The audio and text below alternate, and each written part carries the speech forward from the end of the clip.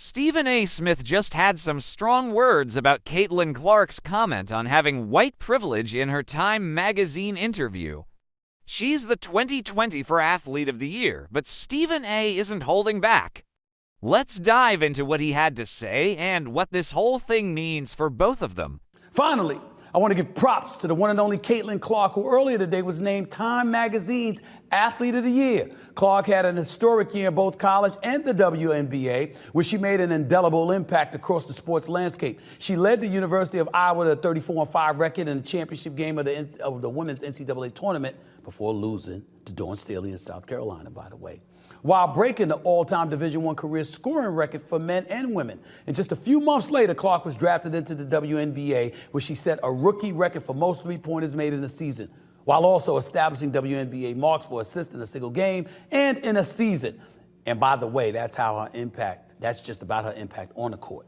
Off the court, her presence led to higher ratings, improved travel for players, and increased salaries for women across the league. And that's where I was going to go. That's why she deserves the Athlete of the Year. You know what? She's white.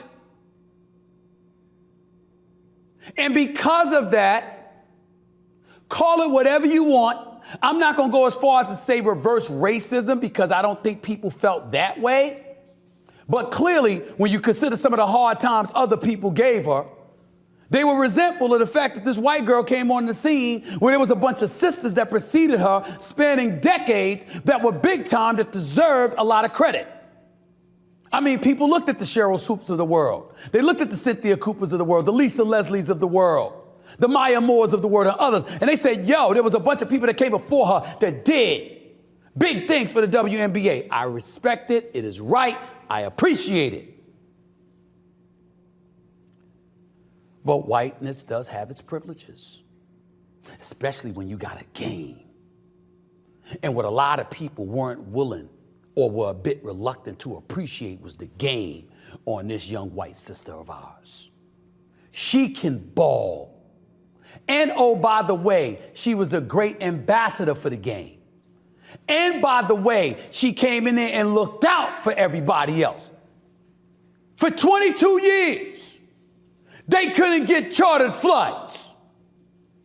That sister got there and it was done in 2 weeks. That's who Caitlin Clark is. That's why, white, black, or otherwise, I call her a sister, because she looked out for the sisters and everybody else in between. Yes, she did. And when you had some of the trolls, some of the sorry-ass people that were fans of hers, that were engaging in racist or prejudicial tendencies, she spoke out against that. So she spoke out against that. She got people paid. She got better travel arrangements. She increased the ratings and the revenue, which obviously the WNBA benefited exponentially, because now you got a $200 million deal. All of these things being considered, you damn right, it is appropriate that she got Athlete of the Year. She is special, and she's coming. And oh, by the way, still stupid, a Team USA to not have on a team. You want to grow women's basketball globally?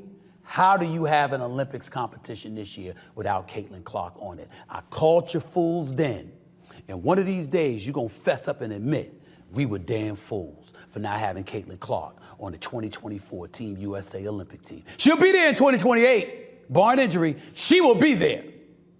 But she should have been there already. She really should have.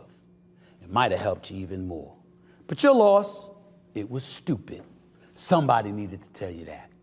So I'm going to say it again. It was stupid.